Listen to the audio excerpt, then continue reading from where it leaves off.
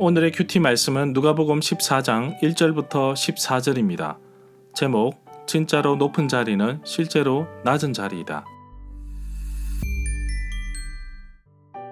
먼저 앞뒤 문맥을 살펴보겠습니다. 예수님께서 예루살렘으로 가시는 도중에 어떤 사람이 구원받을 사람이 적은지 물었습니다. 예수님께서는 좁은 문으로 들어가려고 힘쓰라고 하셨습니다. 유대인들은 선택받은 백성이기에 당연히 구원받고 하나님 나라에 들어갈 것이라고 생각하겠지만 예수님은 다른 시각으로 접근하십니다. 유대인이라서 예수님으로부터 고침과 가르침을 받았다고 해서 구원받는 것이 아니라 믿음을 고백하고 죄를 회개하는 사람이 구원을 받습니다.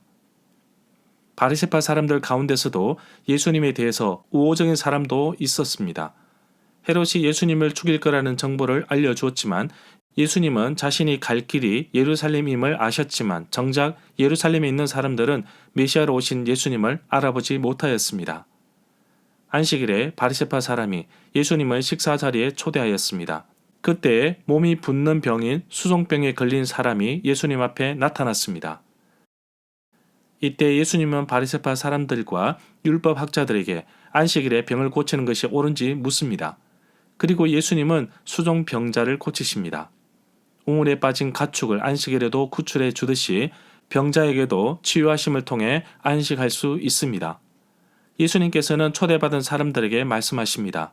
서로 윗자리, 좋은 자리에 앉으려고 했기 때문입니다. 예수님은 겸손한 사람에게 어울리는 곳이 바로 자신을 낮추고 존중하는 것임을 말씀하십니다. 안식일에 고창병, 수종병 든 사람을 고치는 이야기는 누가복음 14장 1절부터 6절에만 나옵니다. 끝자리에 앉아라는 말씀은 누가복음 14장 7절부터 14절에만 나옵니다. 지난번 안식일 누가복음 13장 10절에는 회당에서 18년 동안 등이 구부러져 있는 여자를 고쳤는데 오늘 말씀에는 안식일에 회당이 아닌 곳에서 병자를 고쳐주게 됩니다. 문단을 나눠보겠습니다. 1절부터 6절은 수종병 든 사람을 고치시다. 7절부터 14절은 겸손에 대해서. 1절에 보면 안식일에 예수님께서 음식을 드시기 위해 어떤 바리새인 집에 들어가셨는데 사람들이 그 모습을 지켜보고 있었습니다. 지난번 바리새인의 집에서 식사하실 때에도 그랬듯이 보통 집에 대문이 열려 있어 구경꾼처럼 남의 이야기를 듣거나 엿보는 것이 가능하였습니다. 그리고 떡 잡수시다 라는 말은 유대인들이 밥을 먹는다는 표현입니다. 바리새인의 식사 초대는 누가복음 7장 36절과 11장 37절과 14장 1절에 반복되어 나옵니다. 그러한 만찬에서 중요한 요소는 대화나 토론을 이루고 있다는 점입니다. 예수님을 초대한 사람이 바리새인이라는 사실은 그들이 예수님을 대화 상대자로 진지하게 받아들였고 바리새인들과 예수님은 거의 긴장과 대립 상태에도 불구하고 예수님도 바리새인도 서로 호의를 가지고 있었음을 보여준다고 볼 수 있습니다. 특히 누가복음 13장 31절에 의하면 예수님에게 친절하며 그의 생명을 염려해 주었던 바리새인들이 있었습니다. 2절에 보면 식사 자리에 수종병 환자가 예수님 앞에 있었습니다. 여기에서 수종병에 대해서 알아보겠습니다.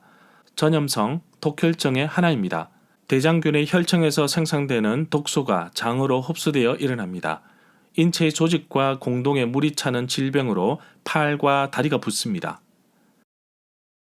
3절에 보면 예수님께서 율법 교사들과 바리새인들에게 말씀하시기를 안식일에 병을 고쳐주는 것이 옳은 일이냐 그렇지 않느냐. 이 구절에서 합당하냐라는 말을 랍비들의 해석에 의하면 안식일에도 자비와 치유의 행동은 허용된다고 볼 수 있습니다.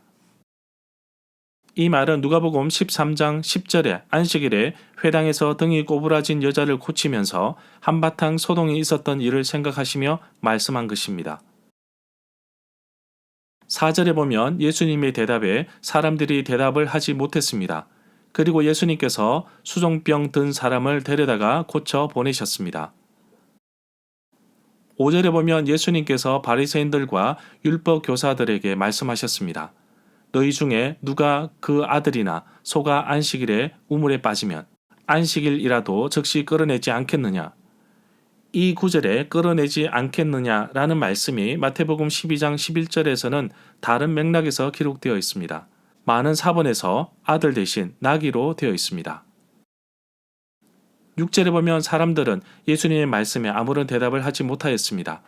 지난번 안식일에 병 고치는 것을 못마땅하게 바라본 회당장을 보면 율법 교사와 바리새인도 율법에 명시된 대로 충분히 딴지를 걸 수 있었을 것입니다.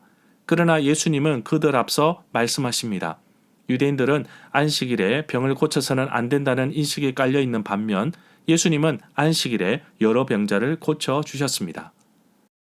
문자적으로 안식일을 지키는 것보다 더 중요한 것은 안식일의 깊은 의미를 다시 생각해 보도록 하였습니다. 안식일의 주인은 예수님이시며 안식일이 사람을 위하여 있다는 것이라고 말씀하셨습니다. 2절부터 6절 단락은 세 번째이자 마지막으로 누가는 예수님이 어떠한 안식일에 치유하셨다는 것을 보도하고 있습니다. 7절에 보면 예수님께서 초대받은 청함을 받은 사람들이 높은 자리, 윗자리를 차지하는 것을 보시고 그들에게 비유로 말씀하셨습니다. 실제로 예수님과 함께 식사하기 위해 초대받은 사람들은 서기관들과 바리새인들이며 이들의 태도에 대해 예수님께서 지적하는 것입니다. 이들은 잔치 자리에 윗자리에 앉고 회당에서도 높은 자리에 앉으며 시장에서도 문안받기를 좋아하고 라피라 칭찬받는 것을 좋아한다고 기록하고 있습니다. 8절에 보면 내가 어떤 누구에게 혼인잔치에 초대받았을 경우 높은 자리에 앉지 마라. 혹시 너보다 더 높은 사람이 초대받았을 경우에 여기에서 높은 자리는 바로 주인이 앉는 자리 바로 옆입니다. 그렇다면 가장 낮은 자리는 주인에게서 가장 먼 자리입니다. 9절에 보면 너와 그를 초대한 사람이 와서 너에게 말하기를 귀한 손님이 오셨으니 이분에게 자리를 내어 놓으십시오 라고 할 것이다. 그렇게 되면 너는 부끄러워서 끝자리로 가야 할 것이다. 10절에 보면 청을 받았을 때 차라리 끝자리에 가서 앉아라. 그러면 너를 초대한 주인이 와서 말하기를 친구여 올라와서 윗자리에 앉겠나. 그렇게 되면 함께 앉은 모든 사람 앞에 영광을 얻을 것이다. 11절에 보면 자신을 높이는 사람은 낮아질 것이고 자신을 낮추는 사람은 높아질 것이다. 이 구절에서 자기를 높이는 자는 낮아지고 라는 말씀은 누가복음 18장 14절과 마태복음 23장 12절에서는 다른 맥락에서 나타나고 있습니다. 12절에 보면 예수님께서 자기를 초대한 사람에게 말씀하셨습니다.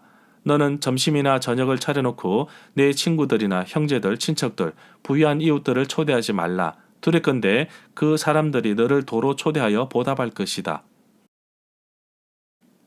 13절에 보면 차라리 잔치를 베풀거든 가난한 자들과 몸이 불편한 자들과 다리를 저는 자들과 맹인들을 초대하라. 14절에 보면 그렇게 되면 그들이 갚을 것이 없기 때문에 너에게 복이 될 것이다. 너는 의인들이 부활할 때 너에게 갚음을 받게 될 것이다. 절마다 상세한 설명과 구절 해석, 핵심 내용과 중심 줄거리는 네이버 블로그에 올려져 있습니다. 내게 주시는 교훈입니다. 사회 통념상 누군가에게 초대를 받으면 그에 맞는 답례로 또다시 초대하기 마련입니다. 그러나 욕심과 이기적인 생각으로 주고받는 것은 좋지 못한 행동입니다. 하나님의 사랑을 베푸는 자로서 필요를 나눠줄 줄 알며 이웃을 돌아보고 부유케 하는 사람이 진정한 부자입니다. 그러나 자리를 앉는 면에서 먼저 윗자리에 앉지 말고 끝자리에 앉아라는 말은 겸손을 의미합니다. 바리새파 사람들과 율법학자, 서기관들에게 말씀하신 것이지만 오늘날 교회에서 새신자를 위해 좋은 자리를 배려하는 것도 같은 맥락에서 볼 수 있습니다. 믿음의 성장은 자신의 것을 내려놓을 때 시작되는 것입니다.